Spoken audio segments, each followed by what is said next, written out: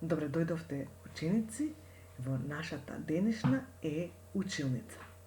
Денешниот час по природни науки ќе го одржам јас, наставничката Билјана Димитриевска, вработена во Основното училиште Крум Тошев.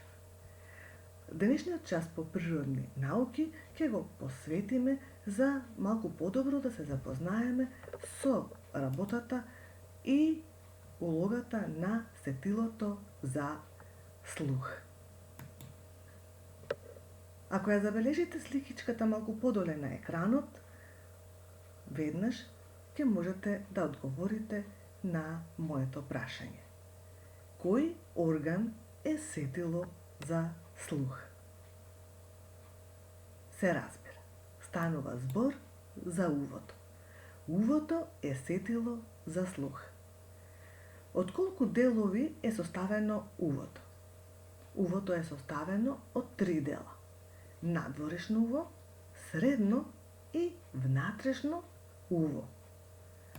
Сметам дека е многу важно сега да се запознаеме и да научиме како тоа ние слушаме. Сите оние звуци кои што се околу нас, како тие доаѓаат и како тие ги примаме со нашето уво. Сите тие звуци поминуваат прво низ надворешното уво. Тоа е уште познато и како школка. Поминуваат низ еден канал кој што е наречен ушен канал. Тие го растреперуваат ушното тапанче. Треперењето на звуците се пренесува дури до средното уво, а од средното уво до внатрешното уво. Сите тие треперења прават дразби кои што стигнуваат до мозокот и ние почнуваме да слушаме. Какви звуци слушаме ние? Но меѓутоа, со нашите уши, ние не разликуваме само звуци, туку и шумови и гласови. Сите звуци кои што се околу нас можат да бидат најразлични. Може да бидат природни, може да бидат вештачки или пак животински. Кои звуци ги викаме природни? Самото име ни кажува. Природни звуци. Звуците кои ги создава природата. Кои звуци би биле тоа? Шушкањето на лисијата, например, громотоедицата, жуборот на реката или пак можеби паѓањето на дождот. Вештачки звуци. Се она што не го создава природата влегува во вештачки звуци.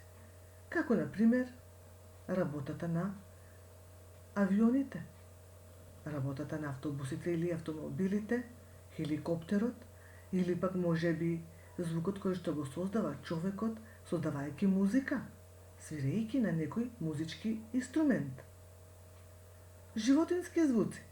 Звуците кои што ги создаваат животните.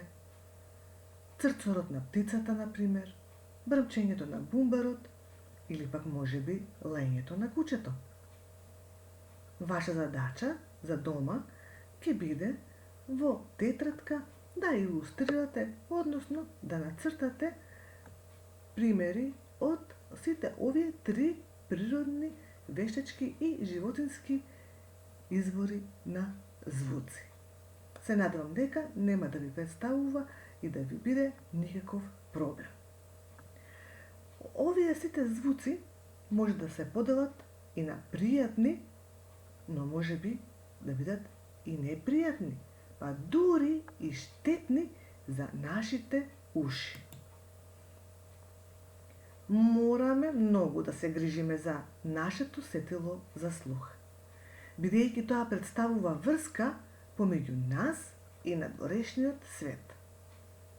За да не го оштетиме увото и нашиот слух, ние доволно е само да ги избегнуваме сите оние места кои што се премногу бучни. Да бегаме од експлозии, да бегаме од петарди, од јаки аларми, но и секако од јачината со која слушаме музика со слушалките во уши.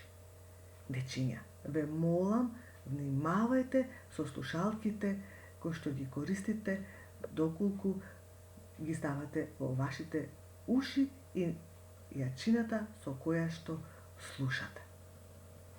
Ова е денешниот час со кој се надевам научивме нешто повеќе за работата и улогата на сетилото за слух. Довидување и се гледаме следна прилика.